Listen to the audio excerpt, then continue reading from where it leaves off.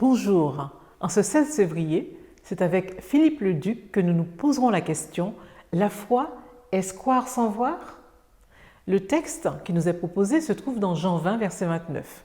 « Heureux ceux qui croient sans avoir vu ». L'exemple de Noé ou croire sans voir. La méchanceté de l'homme était trop grande. Dieu en fut très affligé. Seul un homme trouva grâce à ses yeux. Un déluge est annoncé. Mais au fait, qu'est-ce qu'un déluge? Noé, évidemment, n'en a jamais vécu. Avait-il même déjà vu la pluie? Seuls les yeux de la foi pouvaient visualiser de l'eau tombant du ciel et détruisant toute vie sur la terre, hormis les êtres à l'intérieur de l'arche. Quelle dose impressionnante de foi et de courage pour mettre à exécution cet ordre de Dieu. Voyons maintenant l'exemple de Job ou croire malgré ce que l'on voit. Voir ne facilite pas toujours la foi. Job a vu des malheurs s'abattre sur lui les uns après les autres. Son défi, continuer à croire malgré ce qu'il voit. C'est le problème de beaucoup de gens encore aujourd'hui. Et pourtant, Job ne pécha point par ses lèvres. On peut le lire dans Job 2, verset 10. Pas un mot déplacé contre Dieu. Il demeure ferme dans ses convictions, mais petit à petit, le découragement gagne du terrain. L'amertume devient de plus en plus pesante, son désespoir arrive à son comble. Il hurle de souffrance.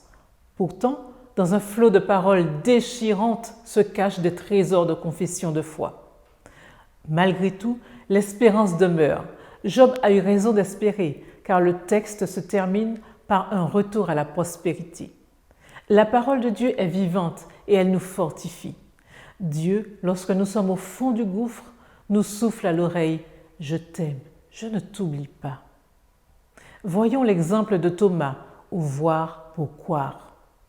Nous sommes dimanche soir. Les disciples rassemblés sont abasourdis de ce qu'ils viennent de vivre. L'arrestation puis la mise à mort de leur maître. Marie de Magdala leur avait bien dit que Jésus était apparu dans la matinée, mais ils ne crurent point. Et puis soudain, les portes pourtant fermées, Jésus apparaît au milieu d'eux.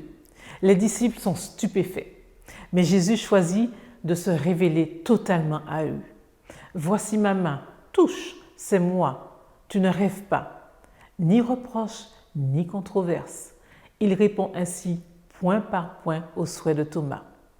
Dans les incertitudes, puissions-nous voir puis croire. Notre foi est peut-être forte comme Noé, mise à l'épreuve comme celle de Job ou affaiblie comme celle de Thomas. Que nous ayons besoin de voir ou non pour croire, une chose est certaine, Jésus est celui qui suscite la foi et la mène à la perfection.